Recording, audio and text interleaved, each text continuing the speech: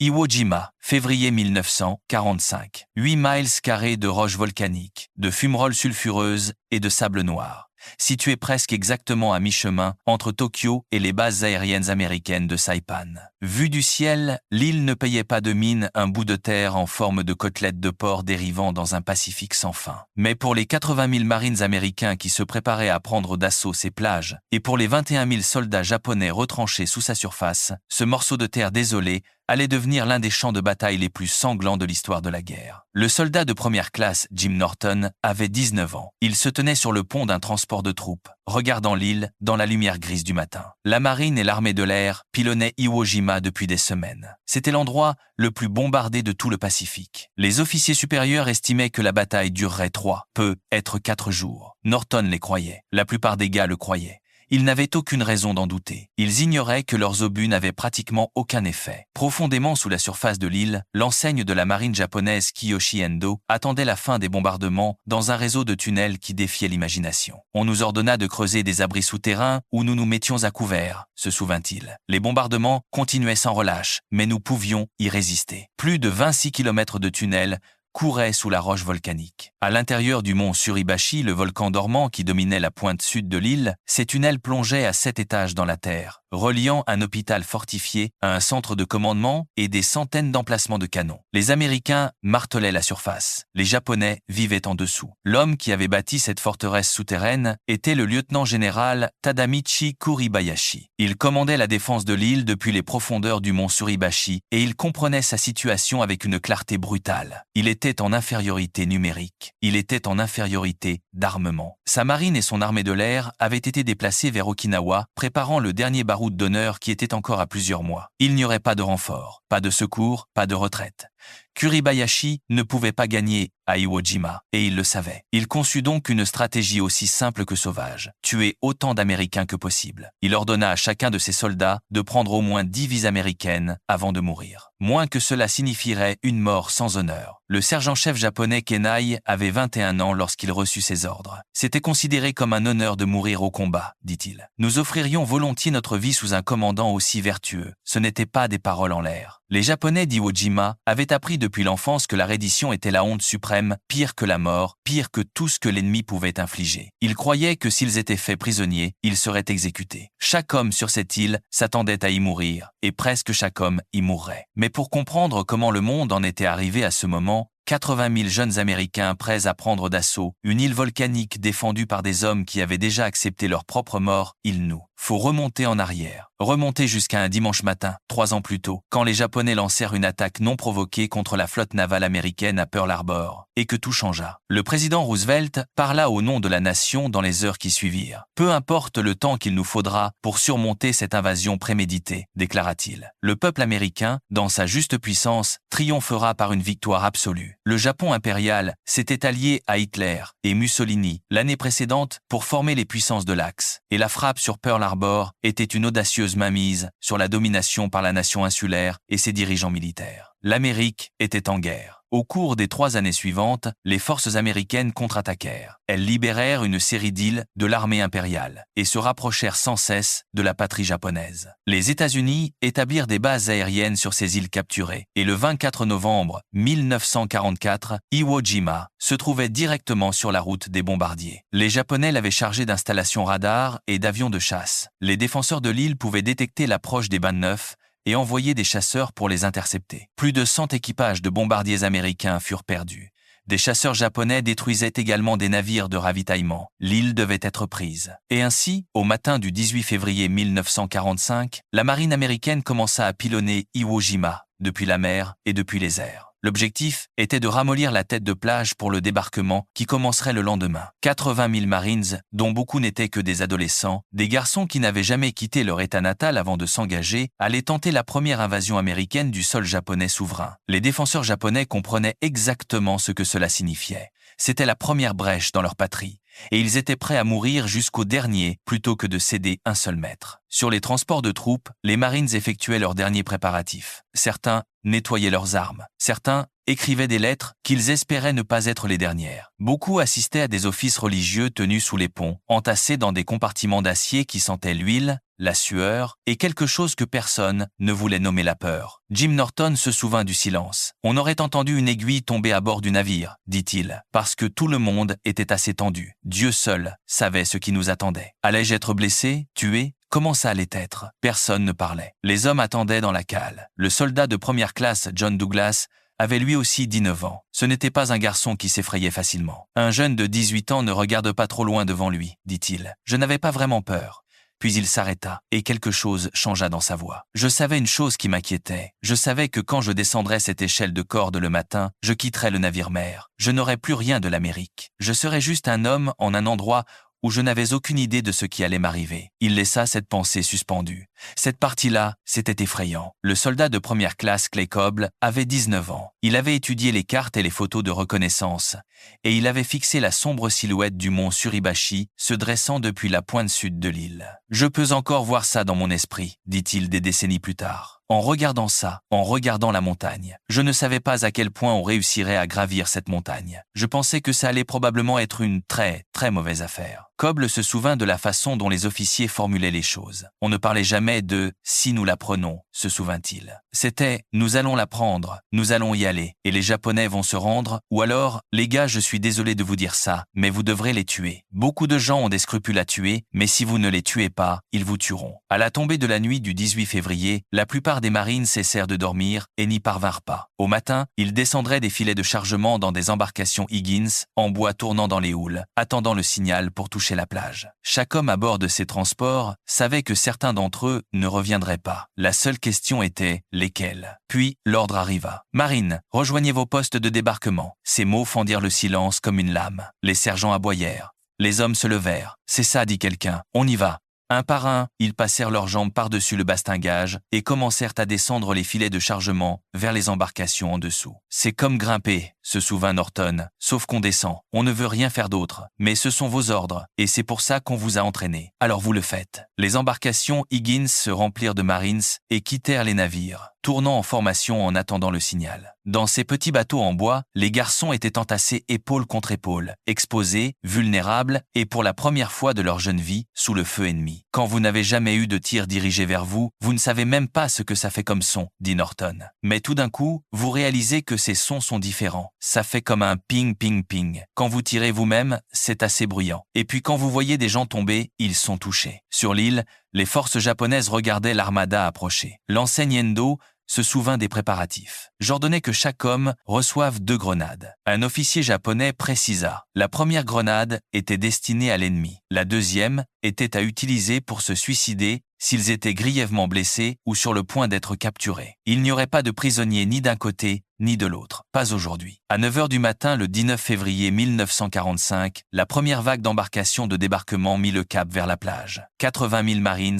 allaient découvrir ce que signifiait envahir Iwo Jima. Au moment où les premières embarcations Higgins touchèrent le rivage, les Japonais ouvrirent le feu avec tout ce qu'ils avaient: mitrailleuses lourdes, mortiers, artillerie, roquettes. Les hommes sur la plage radio transmettaient vers le navire de commandement. Ils étaient cloués au sol, résistance écrasante. La compagnie H du 28 régiment de Marines, l'unité chargée de fendre les défenses japonaises et d'assaillir le mont Suribachi, ne pouvait même pas débarquer. Elle tournait au large, attendant, essuyant les tirs ennemis dans ses embarcations ouvertes, sans aucune protection. Jim Norton était assis dans l'une de ces embarcations qui tournait en rond, regardant le chaos se déployer. « J'ai vraiment compris que je pouvais très bien être tué, » dit-il. Nous pouvions voir des avions être abattus, descendre en flammes et en fumée, s'écraser dans l'eau. Il regarda les visages autour de lui. Les gars ne veulent pas dire « j'ai peur ». Si un gars le dit, toute l'embarcation est inquiète. On garde ça pour soi. Le caporal Wesley Plummer avait 20 ans. Tandis que l'embarcation tournait, il plongea la main dans son sac et en sortit une petite carte. « J'ai lu le psaume 23 2 fois, dit-il doucement. « L'Éternel est mon berger. Je ne manquerai de rien. Il me fait reposer dans de verts pâturages. Il me dirige près des eaux paisibles. Il restaure mon âme. » Il s'arrêta. « Oui, bien que je marche dans la vallée de l'ombre de la mort, je ne craindrai aucun mal, car tu es avec moi. » Il garda cette carte pour le reste de sa vie. 3 heures après que la première vague eut pris d'assaut les plages, ils avaient finalement percé suffisamment pour permettre à la compagnie H de débarquer. « Que vous le vouliez ou non, vous allez y aller », se souvint un marine. Le caporal Charles Johnson avait 21 ans. L'embarcation Higgins toucha le fond et la rampe descendit, dit-il. Je regardais et vis tout le bazar et tout le reste. Je me dis, bon sang, cet endroit c'est quelque chose d'autre, ça va être quelque chose. La rampe s'abaissa et les hommes se déversèrent, certains partant à droite, certains à gauche, certains chargeant droit devant. Des milliers d'heures d'entraînement prirent le dessus. Tout le monde s'écarte, expliqua Norton, parce qu'on vous apprend que vous ne restez jamais, jamais ensemble. C'est déjà assez mauvais d'avoir un homme tué au lieu d'en avoir 4 ou 5. L'objectif était simple, quitter la plage. Les Japonais avaient chaque centimètre de celle-ci dans leur ligne de mire. C'est là qu'ils vous anéantissaient. Mais entre les Marines et la sécurité se dressait l'une des défenses naturelles les plus traîtresses d'Iwo Jima, un talus de 4 à 5 mètres de sable volcanique. Et ce n'était pas du sable ordinaire. C'était une cendre volcanique noire, grossière, meuble,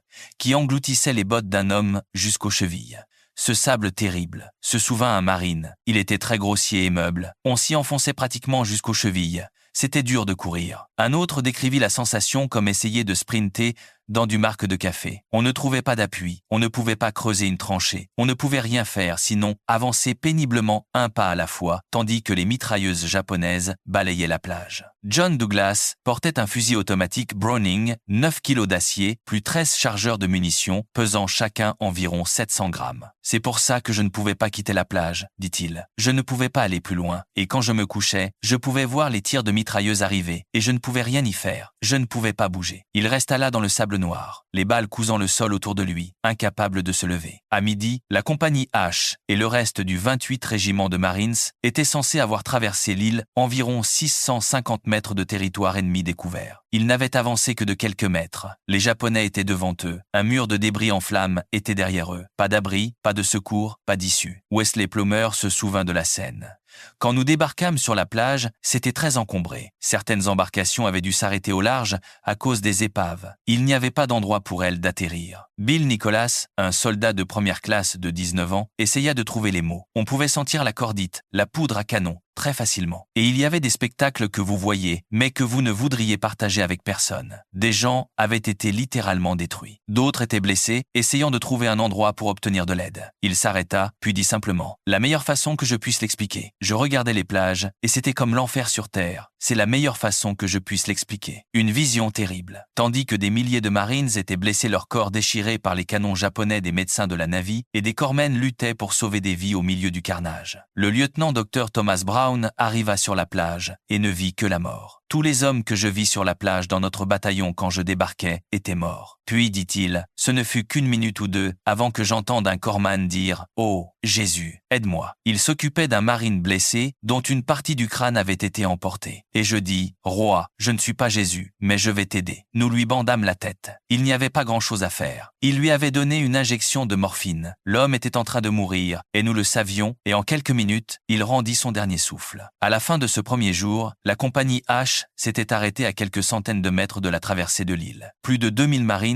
avaient été tués ou blessés. Chaque homme qui avait survécu était épuisé jusqu'à l'effondrement, et plus aucun d'eux ne croyait que le combat serait terminé en 4 jours. Après le premier jour de bataille, dit Norton, nous avions tous compris dans nos têtes que ça n'allait pas être une bataille de 5 jours.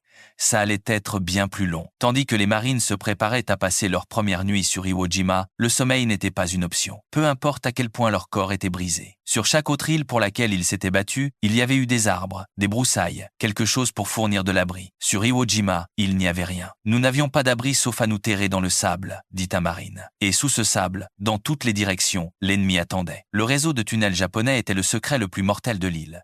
Plus de 26 km de bunkers et de grottes souterrains interconnectés couraient sur toute la longueur d'Iwo Jima. Les tunnels donnaient aux Japonais leur seul avantage, la capacité d'apparaître n'importe où, de frapper, sans avertissement, et de disparaître. Les patrouilles de marine sondaient les défenses japonaises à la faveur de l'obscurité, sans jamais savoir qu'à chaque pas qu'ils faisaient, l'ennemi était littéralement juste sous leurs pieds. Cette première nuit, la marine bombarda les positions ennemies depuis le large, tandis que les Japonais répondaient par un violent tir d'artillerie. Les marines au sol se retrouvèrent pris en tenaille entre les deux. Jim Norton se plaqua dans un cratère et écouta les obus siffler au-dessus de lui. Le bruit de ces choses qui passaient était incroyable, dit-il. Ça ressemble à un train de marchandises, et puis elles explosent partout. Je crois que la plupart d'entre nous pensaient que c'était la fin. On allait se retrouver dans l'éternité, la seconde suivante. C'était tout simplement incroyable. Un obus d'artillerie atterrit juste à côté de son trou. Il n'explosa pas. Norton le fixa du regard. un truc long et gros, à moitié enfoui dans le sable. Je m'attendais à ce qu'il parte à tout moment. Il resta là pendant des jours. Dans l'obscurité, les Japonais utilisaient des positions de tir cachées appelées trous araignées, de petites fosses dissimulées, reliées au réseau de tunnels. Ils surgissaient, tiraient et disparaissaient. Les Marines étaient entraînés à ne pas ouvrir le feu la nuit, quoi qu'ils crussent voir. Bill Nicholas expliqua la logique. Ne tirez pas sur quelqu'un la nuit, à moins d'être vraiment sûr. Parce que premièrement, vous pourriez toucher le mauvais homme, et deuxièmement, vous pourriez révéler votre position. Nicholas portait un fusil automatique Browning, capable de tirer 450 coups par minute. L'utiliser dans l'obscurité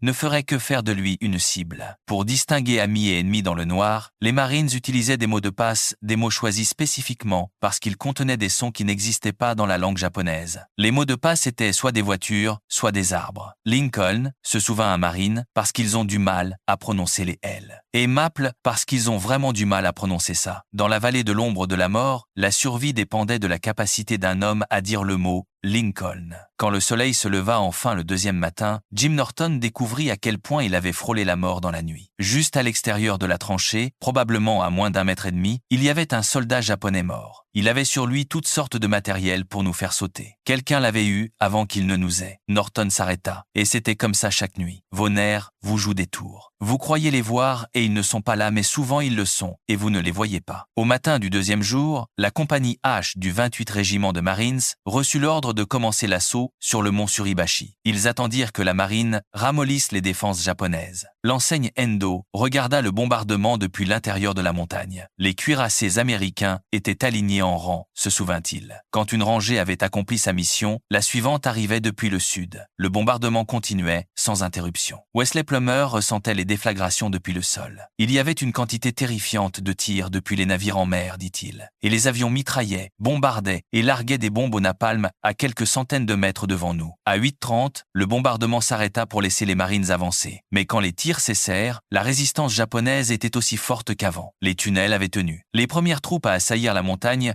furent dévastés. La compagnie H fut appelée pour les relever. Ce qu'ils virent ébranla même les plus endurcis parmi eux. Ils étaient tous dans des bandages imbibés de sang, se souvint un marine. Ils avaient leurs fusils retournés, avec des poches de plasma qui coulaient dedans, des gars blessés partout, et ils nous dirent « Allez-y ». Et nous pensâmes « Si on finit comme ces gars, on va avoir le même traitement ». Mais ils y allèrent. Maintenant, pour la première fois, les hommes de la compagnie H pouvaient réellement voir l'ennemi. La montagne était couverte de centaines d'emplacements de canons et de mortiers japonais, et les servants infligeaient un tribut dévastateur. La compagnie était clouée au sol. Un char Sherman roula pour fournir un appui-feu. Son canon de 75 mm était assez puissant pour détruire les positions japonaises, mais l'équipage ne pouvait pas voir l'ennemi à travers les minuscules fenêtres du char. Il y avait un téléphone monté à l'extérieur du char, un homme pouvait décrocher et diriger le tir de l'équipage. Mais atteindre ce téléphone signifiait traverser un terrain découvert à la vue de chaque canon japonais sur la montagne. C'était un endroit terrible où aller, dit un marine, parce que tous les tirs d'armes légères des Japonais étaient dirigés vers le char et quiconque parlait au téléphone allait probablement se faire tirer dessus. Le caporal Charles Johnson n'hésita pas. « Je ne sais vraiment pas ce qui m'a possédé de faire ça », dit-il des années plus tard. Je sais que nous avions besoin de plus de puissance de feu là-haut. Il sprinta vers le char, saisit le téléphone et dit à l'équipage où se trouvaient les Japonais. Le char ajusta sa visée et ouvrit le feu. La position ennemie fut détruite, mais avant que Johnson puisse se dégager, il fut touché. Le corpsman médical Archie Williams courut le sauver, le même Archie Williams qui, dans les jours suivants, donnerait sa vie pour sauver un autre marine. Jim Norton regarda ses amis disparaître dans la fumée. « Je voulais aller avec lui pour voir comment il allait, » dit Norton. « Mais je savais que je ne pouvais pas. Je savais qu'il allait au moins bien, parce qu'il marchait. » Le sacrifice de Johnson avait sauvé la compagnie H. Des années plus tard, il refusa d'appeler cela de l'héroïsme. « Je n'ai pas fait plus que n'importe qui d'autre sur cette île, croyez-moi, » dit-il. Peut être que j'étais au bon endroit au bon moment, c'est tout. Johnson fut évacué vers la plage où il trouva un ami de la compagnie H qui avait été grièvement blessé lors du même tir de mortier. Les deux hommes furent emmenés sur un navire hôpital au large, mais même là, ils n'étaient pas vraiment en sécurité. Le docteur Brown en avait été témoin direct. Beaucoup d'hommes qui attendaient d'être évacués de la plage furent tués par les tirs ennemis pendant qu'ils attendaient. Sur le navire hôpital, Johnson fut témoin de l'ampleur massive des pertes. Les Marines remplissaient chaque lit, chaque couloir, et beaucoup n'y survécurent pas. L'ami de Johnson était parmi les morts. Ils dirent « Tous ceux qui peuvent se déplacer, venez par ici », se souvint Johnson. Ils l'enterrèrent en mer. Ils le placèrent sur la planche avec le drapeau drapé sur lui, dirent des prières, soulevèrent la planche et le plongèrent dans l'océan. J'entendis le bruit dans l'eau, sa voix se brisa. Ça fait tellement mal si vous laissez votre esprit y penser. Être enterré en mer, c'est une chose très froide et grave. Il ne pouvait pas garder ces hommes jusqu'à ce qu'il les emmène quelque part, mais c'est à peu près la pire chose à laquelle je puisse penser. Être enterré en mer. Sur l'île, l'assaut sur Suribachi continuait mètre par mètre douloureux. Chaque bunker japonais construit dans la montagne devait être détruit individuellement. Chaque mètre de terrain était payé en sang. John Douglas décrivit le rythme. Je crois que c'était environ 900 mètres à ce goulet d'étranglement. Nous avons mis 3 jours à traverser ces 900 mètres. Juste un processus misérable et lent. On était à terre plus qu'on était debout. Les pertes étaient incessantes. Douglas se retrouva dans un cratère avec un autre marine portant un fusil automatique Browning. Leur chef de section leur dit qu'il y avait trop de puissance de feu concentrée au même endroit, l'un des deux devait partir. L'autre marine s'éloigna. Ce jeune gars se fit tirer dessus, dit Douglas. Une balle de calibre 6, 5 mm droit dans la gorge. Il ne fit que battre des paupières 2 fois et il était mort. On se demande si on ne va pas être le prochain, parce qu'il ne reste plus que 6 ou 7 gars sur nos 45 qui n'ont pas été tués ou blessés, juste 6 ou 7. Tandis que le 28 régiment de Marines avançait centimètre par centimètre vers le sommet, chaque jour était pire que le précédent. Les hommes tournaient à vide, pas de sommeil, peu de nourriture, l'adrénaline et l'entraînement étant les seules choses qui les maintenaient debout. Et leurs armes lâchaient. Je ne pouvais pas tirer avec mon bar parce qu'il était plein de cendres volcaniques, dit Douglas. J'avais un mal de chien à garder cet engin propre. Il ne tirait pas la moitié du temps. Dans la nuit du 22 février, la 4e nuit de la bataille, Douglas et le caporal Clyde Larkin étaient dans un trou quand un infiltrateur japonais apparut. L'arme de Douglas était enrayée par les cendres. Le soldat japonais dégoupilla une grenade à main. Larkin tira et le manqua. Puis, Larkin le tua, mais la grenade avait fait son œuvre. Je dis à Larkin, je suis touché, se souvint Douglas. Et il dit une chose curieuse. Il dit, ne meurs pas ici, Doug, sors du trou. La jambe de Douglas était grièvement blessée. Il allait devoir ramper sur 9 mètres de terrain découvert pour atteindre le corpsman le plus proche. Il y parvint d'une façon ou d'une autre, et c'est Archie Williams qui l'attendait. Il me donna de la morphine, dit Douglas, et puis il s'assit dans le trou avec moi, resta là toute la nuit avec moi. Il ne me quitta jamais. C'est mon héros. Ce qui est remarquable avec un corpsman, continua Douglas, c'est qu'il réponde à chaque appel et à tout le monde qui est dans le besoin. Peu m'importe à quel point le feu était nourri ou à quel point c'était à découvert, si quelqu'un criait « Corpsman », un corpsman accourait. Il se mettait dans le même endroit exact où l'homme avait été touché. Les chances de ne pas être touché sont presque incroyables, mais c'est ce que font ces gars. La vie d'un corpsman est très très fragile. Aux premières lueurs, des brancardiers portèrent Douglas jusqu'au poste de secours. En chemin, son meilleur ami, Charlie Bond, le trouva. Bond était dans la compagnie I, Douglas dans la compagnie H. Il me dit de prendre soin de moi et d'aller bien, dit Douglas. Il s'arrêta longtemps. De toute façon, il n'y est pas arrivé. Charlie Bond fut tué dans un tir de mortier. Avoir quelqu'un qui est votre vrai camarade, ça rapproche la guerre de très près. Et puis, au 5e jour, cela se produisit. Les hommes de la compagnie Easy, du 28 régiment de Marines, de la 5 division, se frayèrent un chemin jusqu'au sommet du mont Suribachi et hissèrent le drapeau américain. Bill Nicholas, qui avait été évacué vers un navire hôpital avec des éclats d'obus dans la jambe et le visage, était en cours de transfert quand quelqu'un lui dit de regarder. Je me soulevais sur le brancard, dit-il, et regardait vers le mont Suribachi. Et à ce moment-là, le drapeau s'éleva. Sa voix s'adoucit. C'était un spectacle merveilleux, mais il y a beaucoup de gars qui ne l'ont jamais vu, ne le verront jamais. Wesley Plummer regarda depuis la base de la montagne. Ça m'a fait monter les larmes aux yeux, dit-il. C'était émouvant après tous les camarades que nous avions perdus durant les quelques jours qu'il avait fallu pour prendre cet endroit. Aja, les Marines avaient payé un prix vertigineux pour planter ce drapeau. Plus de 5600 hommes avaient été tués ou blessés dans les 5 premiers jours seulement. Pendant un bref instant lumineux, les marines survivants crurent que le pire était passé. On pensait que c'était terminé, dit un homme. Ils ont cru que c'était la fin avec le drapeau là-haut. Ce qu'ils ne savaient pas, ce que personne en surface ne savait, c'est que les Japonais occupaient encore des kilomètres de tunnels et de grottes courants à travers l'intérieur de la montagne et à travers toute l'île. L'enseigne Endo le confirma de l'autre côté. Suribachi fut conquis, mais nous infligeâmes quand même beaucoup de dégâts aux Américains. L'opération du général Kuribayashi de passer sous terre fut efficace. La bataille n'était pas à moitié terminée, et le pire restait à venir. Après que le drapeau fut hissé sur Suribachi, chaque compagnie reçut l'ordre de pousser vers le nord et d'aider à prendre les terrains d'aviation au centre de l'île. Les marines se mirent en mouvement, s'attendant à une résistance réduite. Au lieu de cela, les combats devinrent encore plus féroces. Le drapeau célèbre, il s'avéra, n'avait pas brisé la volonté de l'ennemi, il l'avait enragé. Ça intensifia la haine des Japonais, se souvint un marine. Ils partirent vraiment en guerre après ça, en voyant notre drapeau là. Oh, Clay Coble décrivit ce que c'était. On ne pouvait pas se lever et courir si on le faisait, on se faisait tuer. Et quand on est dans une situation comme ça, on peut se faire vraiment très plat. On apprend vraiment à connaître la terre. Les Japonais contrôlaient le terrain par en dessous. Leur réseau de tunnels signifiait qu'ils pouvaient apparaître derrière les marines, à côté d'eux, même en dessous d'eux. Les combats ne ressemblaient à rien. Pourquoi les Américains s'étaient entraînés? Dans les 3 jours suivants seulement, plus de 2400 Marines furent blessés ou tués. Jim Norton essaya de le décrire. On a des visions de ce que le combat pourrait ressembler.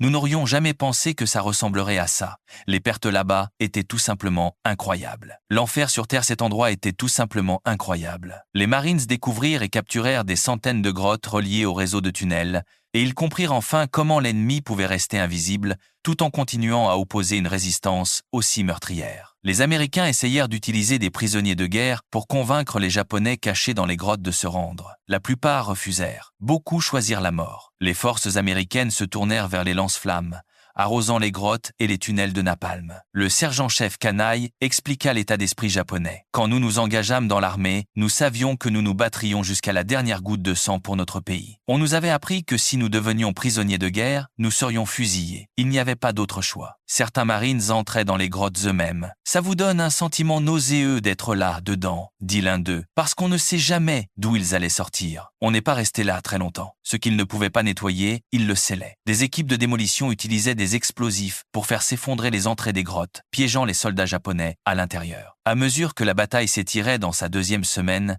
il y eut de rares accalmies dans les combats de brève pause qui permettaient aux hommes de se reposer, d'écrire chez eux et de se souvenir qu'un monde existait au-delà de cette île. Mais toute communication était contrôlée. Les lettres étaient courtes et vagues. La lettre de Jim Norton, datée du 26 février, ne disait que « Chère maman, les combats étaient acharnés, mais je m'en suis sorti. Ça a été 8 jours frénétiques. Rien de plus n'était permis. Rien de plus ne pouvait être dit. Les repas étaient une autre petite miséricorde. Les hommes recevaient des rations cigarettes, crackers, boîtes de viande. Le docteur Brown découvrit quelque chose d'unique dans le paysage volcanique d'Iwo Jima. Nous étions dans une zone où le sol était chaud, vieux sol volcanique, et nous avions l'habitude de faire cuire nos rations dans les fumerolles qui remontaient à travers les roches. C'était un petit réconfort dans un enfer inimaginable. Bill Nicholas, qui avait été évacué avec des éclats d'obus, fut rafistolé sur le navire hôpital. Un par un, ils passèrent leurs jambes par-dessus le bastingage et commencèrent à descendre les filets de chargement vers les embarcations en dessous. C'est comme grimper, se souvint Norton, sauf qu'on descend. On ne veut rien faire d'autre, mais ce sont vos ordres, et c'est pour ça qu'on vous a entraîné. Alors vous le faites. Les embarcations Higgins se remplirent de Marines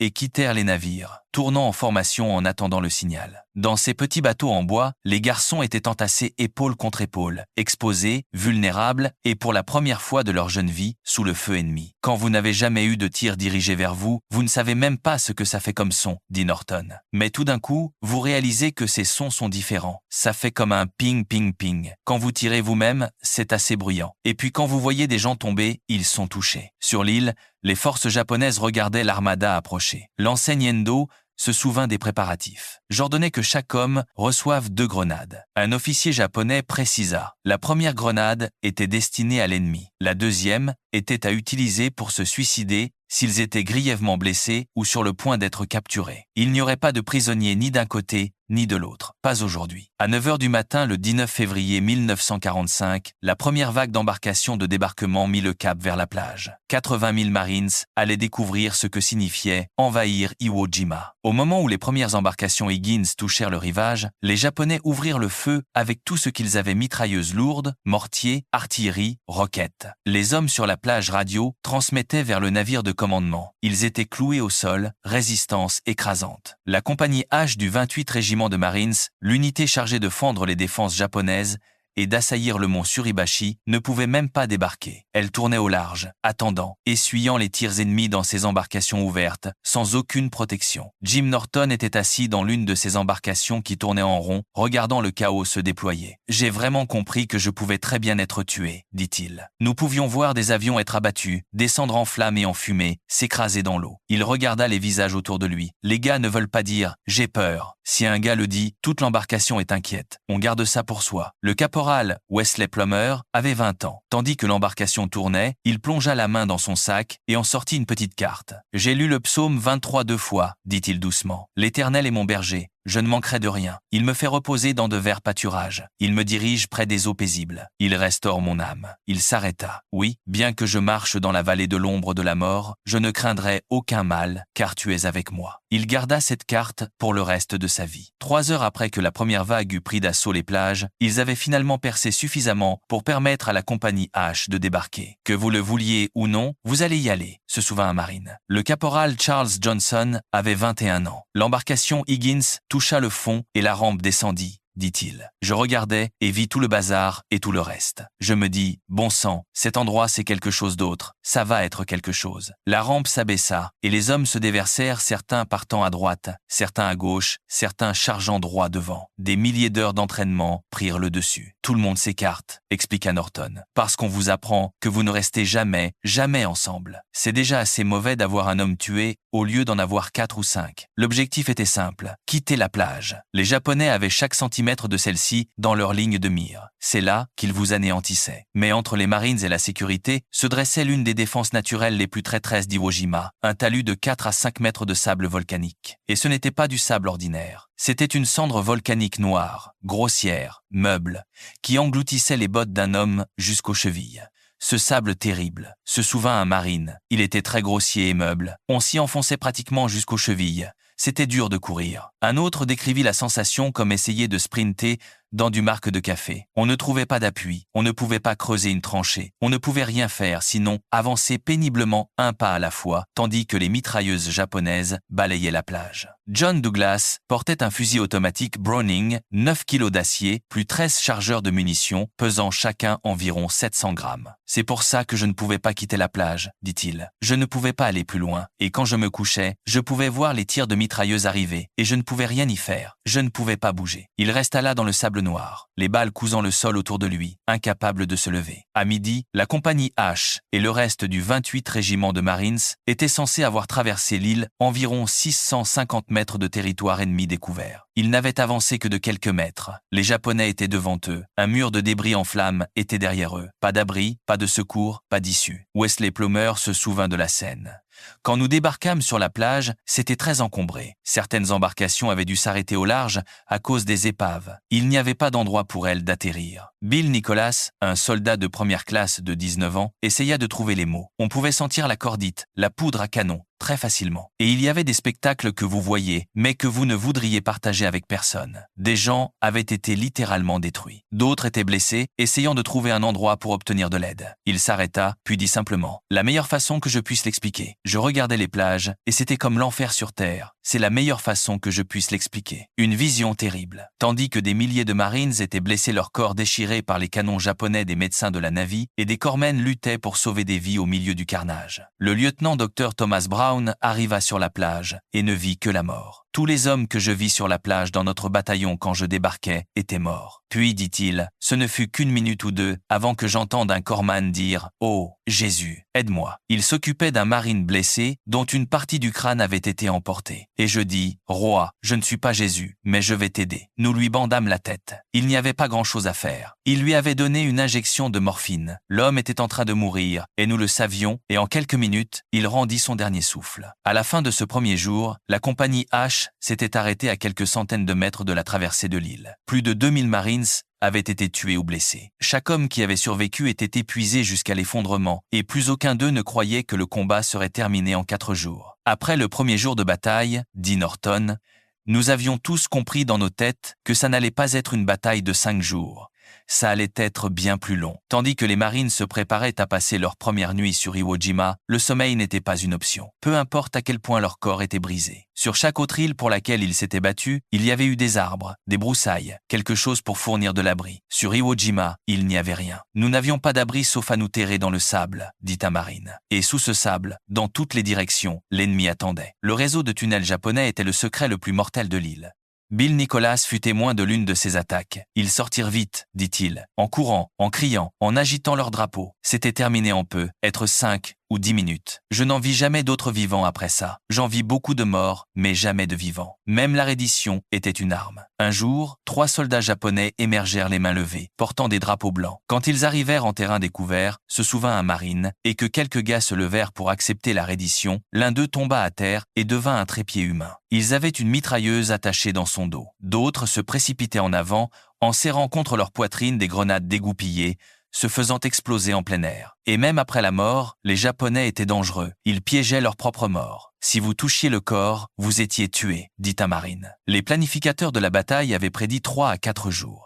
La bataille s'étirait maintenant au-delà de 2 semaines, puis 3, puis 1 mois. On se sent sans espoir quand on est là, dessus, admit un marine. On a l'impression qu'on ne va jamais en partir. C'est ce que je ressentais. Je pensais qu'on ne partirait jamais de ce truc. Près de 12 000 marines avaient été tués ou blessés. On se demande juste, avec tous les gars qui sont partis quelque part en chemin, quand est-ce que ça va être mon tour? Puis, au 23e jour, Bill Nicholas reçut une livraison inattendue lors d'une rare distribution de courrier. Ils eurent une distribution de courrier. Et on se dit, c'est un miracle d'être sur Iwo Jima et que ça se passe. Et maintenant, ils ont une distribution de courrier.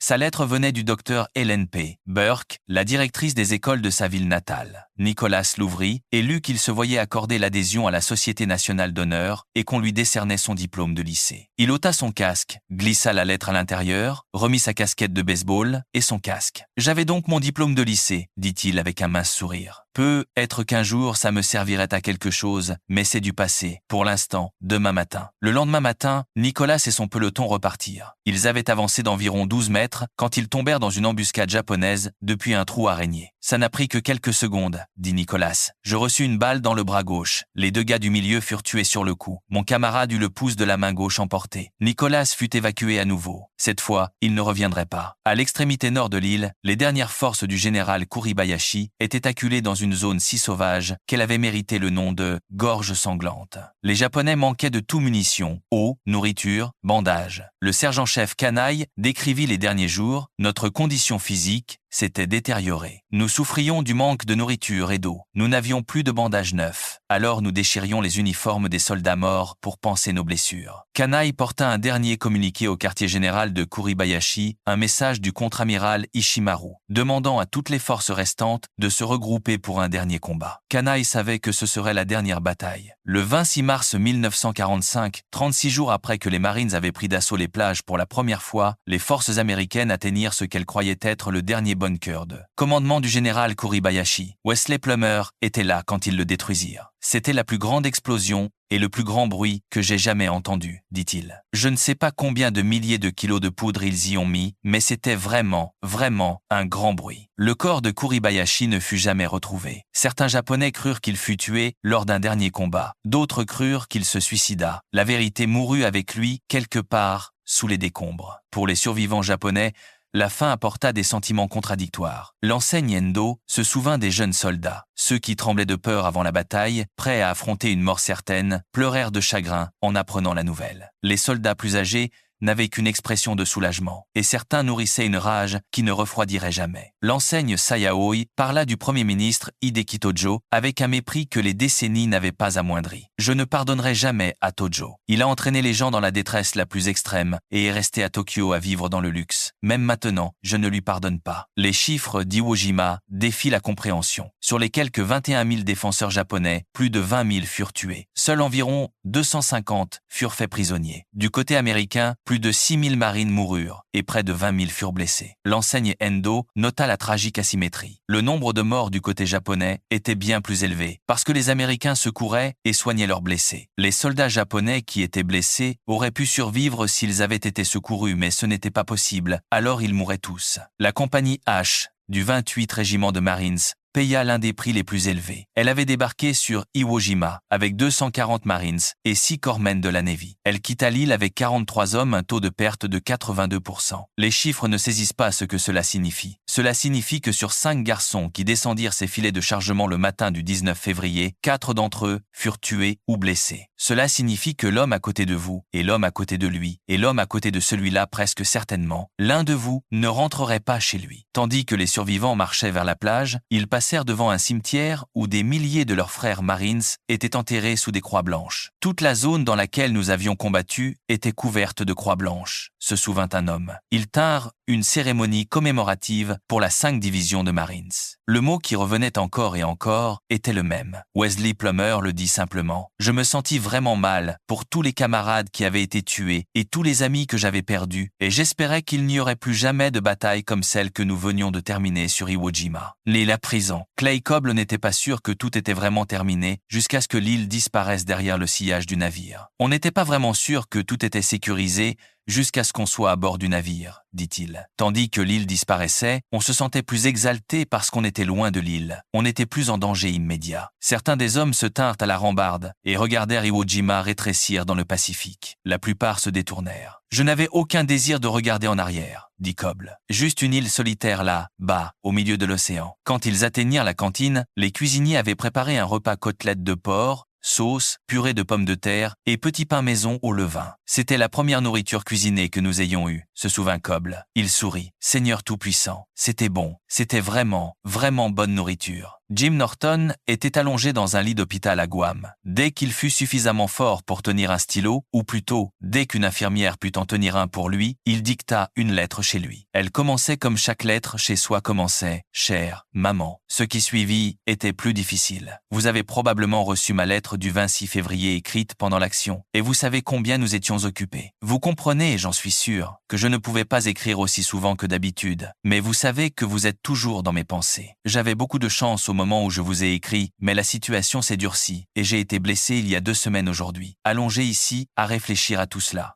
J'ai décidé que vous voudriez savoir ce qui s'est vraiment passé. L'obus de mortier japonais a touché, et mon pied et ma cheville droit ont été fracturés, causant une fracture ouverte. Apparemment, une infection s'est déclarée, et les médecins du poste de secours de la ligne arrière ont trouvé nécessaire d'amputer ma jambe droite. Il s'arrêta. Je tiens beaucoup à vous rassurer que je ne m'inquiète pas du tout pour moi, et je sais à quel point j'ai de la chance d'être en vie. Je me réjouis du jour où je pourrai être chez vous, pour de bon. Au revoir pour l'instant. Que Dieu vous bénisse tous. Tout mon amour. Jim. Il avait 19 ans. Les Marines physiquement valides commencèrent à se préparer pour la prochaine bataille, l'invasion du Japon continental. Ils s'attendaient à ce que ce soit pire qu'Iwo Jima, bien pire. On estimait qu'on serait vraiment chanceux si on survivait au débarquement au Japon, dit Plummer. Je n'avais pas une vision optimiste de ça. J'avais l'impression d'avoir épuisé toute ma chance sur Iwo Jima. Coble était d'accord. Je pensais que ça allait durer des années, vu ce qu'on avait vécu. Pas de capitulation. Ils ne se rendraient pas. On pensait qu'ils se battraient jusqu'au dernier. Aucun d'eux ne savait qu'une arme rendrait l'invasion inutile. Le 6 août 1945, les États-Unis larguèrent une bombe atomique sur la ville industrielle japonaise d'Hiroshima. 3 jours plus tard, une deuxième bombe tomba sur Nagasaki. L'enseigne Endolom, qui avait survécu au tunnel d'Iwo Jima, en parla avec une complexité que peu d'autres pouvaient revendiquer. C'est terrible de tuer autant de gens avec une seule bombe. Mais à cette époque, le Japon était prêt à continuer à se battre, même si les 100 millions de citoyens étaient tués. Bien que je me sente tellement désolé pour les victimes d'Hiroshima et de Nagasaki, je crois que c'est grâce à leur sacrifice que le peuple japonais a été sauvé. Le 2 septembre 1945,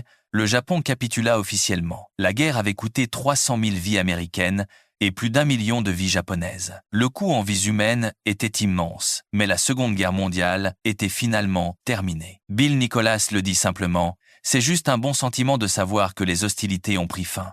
Nous avons atteint notre objectif. La guerre est terminée. Maintenant, il est temps de rentrer et d'être un civil. » Mais la transition ne serait pas facile. Les vétérans blessés furent renvoyés chez eux dans des trains hospitaliers, une tournée des petites villes à travers l'Amérique, qui donna au pays son premier vrai aperçu de ce qui s'était passé sur cette petite île. Quand le train de Norton s'arrêta à Chicago, sa mère était là. Tous les médias étaient là. Des photographes de journaux, se souvint Norton. Ma mère et moi, nos photos parurent dans le Tribune. C'était formidable de la voir. Il était parti depuis des années. Mais plus loin sur le trajet, dans une petite ville de Pennsylvanie, l'accueil fut différent. Les hommes et les femmes qui vinrent à la rencontre du train n'étaient pas préparés à ce qu'ils virent de jeunes hommes. Des garçons vraiment, sans jambes, sans bras, amputés de parties d'eux-mêmes qui ne repousseraient jamais. C'était un spectacle que personne ne voulait voir, dit Norton. Tous ces jeunes gars qui descendaient sans jambes et sans bras, ça les a tous choqués. Ils se sont retournés et sont rentrés dans la gare. Ils ne pouvaient tout simplement pas le supporter. Il s'arrêta. Je ne peux pas leur en vouloir. Pour sa bravoure sous le feu, Wesley Plummer reçut l'étoile d'argent pour avoir aidé à détruire une position de mortier ennemi. Charles Johnson reçut lui aussi l'étoile d'argent pour ses actions au tank. Et pour le Corpsman, qui ne s'arrêta jamais de courir vers les blessés, l'homme qui resta avec John Douglas toute la nuit, qui rampa dans le No Man's Land pour sauver Jim Norton, qui fut tué en essayant d'en sauver encore un autre, Archie Williams, reçut à titre posthume la médaille d'honneur du Congrès. Le sergent-chef Kanei était l'un des quelques 250 soldats japonais faits prisonniers vivants sur Iwo Jima. Il se cacha dans une grotte pendant des mois après la fin de la bataille, survivant de rations américaines volées.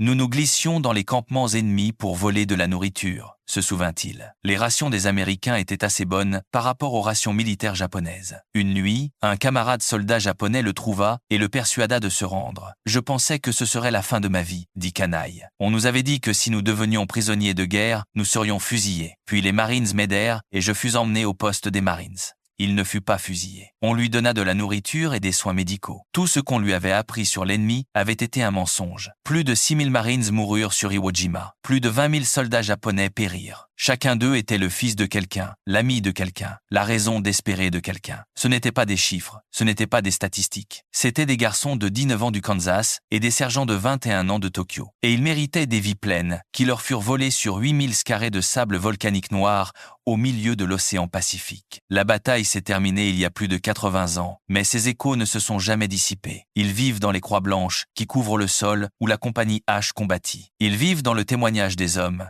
qui étaient là, un témoignage donné avec des voix tremblantes et des yeux humides des décennies après que les canons se sont tus. Et ils vivent dans l'obligation solennelle qui incombe à chaque génération qui vient après, se souvenir. Non comme un acte de nostalgie, non comme un exercice de patriotisme, mais comme un acte de défense contre l'oubli qui permet à l'histoire de se répéter.